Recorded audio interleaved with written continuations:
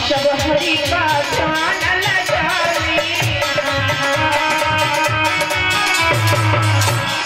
हरि भई मन में खुशी अपार देना पलक के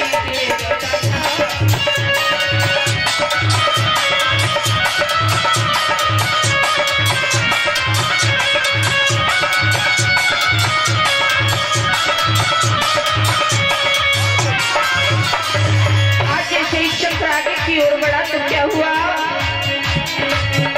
और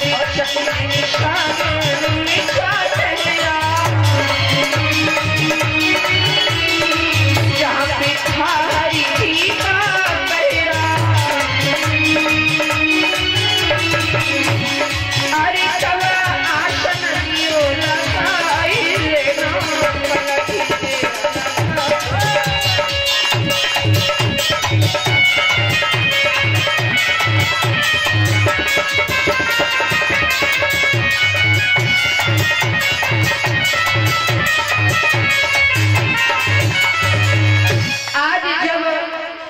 आगे चलता गया, ऋषि पीछे चले हैं तो जाकर के चक्र नैमिषारण्य के पावन क्षेत्र में ठहरा।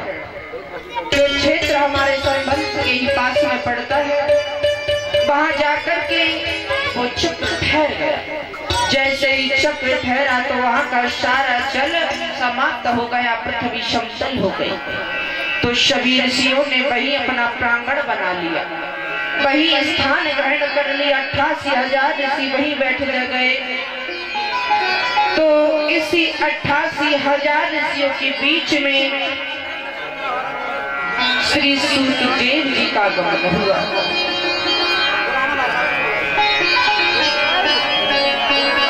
आज श्री सूतदेव जी पधारे और यहाँ जो 88,000 ऋषि थे उनमें कोई 3 युगों को देख चुका था। इतनी उम्र थी, किसी की 50,000 वर्ष, किसी की 1,50,000 साल। इतनी उम्र वाले सब ऋषि थे जिसने पूरे युग देख चुके हैं। सतयुग, द्वापर, त्रेता, सभी युग देख लिए। वो संत वहां विराजमान है। आज जैसे ही श्री सूतदेव जी पधारे तो सभी उठ करके खड़े हो गए, उनका सम्मान किया। जब श्री सूत जी ने ये देखा कि इतने बड़े संत ऋषि हमारा सम्मान कर रहे हैं, और जिस वक्त श्री सूतदेव जी पधारे तो श्री सूतदेव की मात्र 20 वर्ष आयु थी। एक 20 वर्ष के युवा के लिए सभी संत जो हजारों वर्ष की आयु के थे उन्होंने उठ करके उनका सम्मान किया। तो श्री सूतदेव जी कहने लगे कि हे ऋषियों, अरे हम तो बहुत छोटे हैं, आप तो इतने बड़े हो, इतने ज्ञानी हो, महाज्ञानी हो। तो सभी संत ऋषियों ने कहा कि नहीं, केवल इंसान बड़ा नहीं होता, बड़ा उसका ज्ञान होता है। आप परम ज्ञानी हो, आप ज्ञानी हो, आपने ज्ञान को जाना है, आपने क्रोध को जीता है। अरे आपके समक्ष तो हम आपके पैरों की धूल भी नहीं है।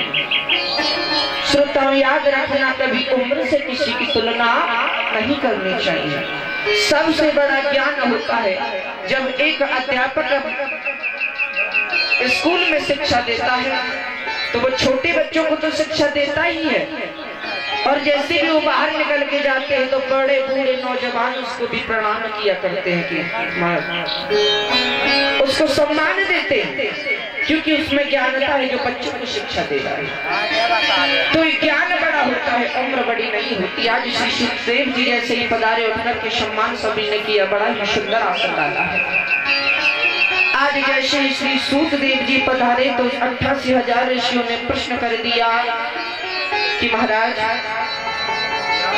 अब तो इस पृथ्वी पर कुछ व्याप्त नहीं है, अब कलयुग का आगमन हो रहा है, और आप कलयुग में कोई ऐसा उपाय बताएं कि जिसको करने से कलयुग क्षीण हो जाए, कलयुग के सारे पाप नष्ट हो जाए। कोई ऐसा उपाय बताओ जिससे हमें भगवान की प्राप्ति हो। जैसे ये प्रश्न किया तो श्री सूतदेव जी गदगद हो गए, बड़े ही प्रसन्न हो गए। श्रोताओं, कहा जाता है कि संत का क्षण और अन्न का कण कभी बर्बाद नहीं करना चाहिए। जब कभी अपने से बड़े के पास जाओ, संत के पास जाओ, तो उनसे ये प्रश्न करो कि हमें ज्ञान कैसे मिले, हमें गोविंद की प्राप्ति कैसे हो। ये जाकर के उनका समय व्यर्थ ना करो कि मेरी फैक्ट्री कैसे चलेगी, मैं आगे कैसे बढ़ूंगा। अरे जो आनंद है, परमानंद है, वो प्रभु की भक्ति में है। क्योंकि बताया जाता है कि एक व्यक्ति है जो एसी में सोता है और एक व्यक्ति जो झोपड़ी में सोता है। सुख और दुख केवल मन की भावना है। सुख जहां तुम सोचोगे वही सुख है, जहां तुमने मन दुख में धारण कर लिया वही दुख है। आज वो एसी वाला व्यक्ति सोया, रात को लाइट नहीं आ पाई, मानो कि लाइट खराब हो गई, एसी नहीं चल पाई। सुबह ही उठा तो पूरी आंखें सूज गई। बोले महाराज क्या हुआ? बोले रात एसी खराब हो गई थी, इसलिए हम सो नहीं पाए, पूरा शरीर भूल गया। और वो जो झोपड़ी में काम करता है, काम करते करते बिस्तर की जरूरत नहीं, दोपहर में ही अपने खेत को अपनी तकिया बना के वहीं सो जाता है।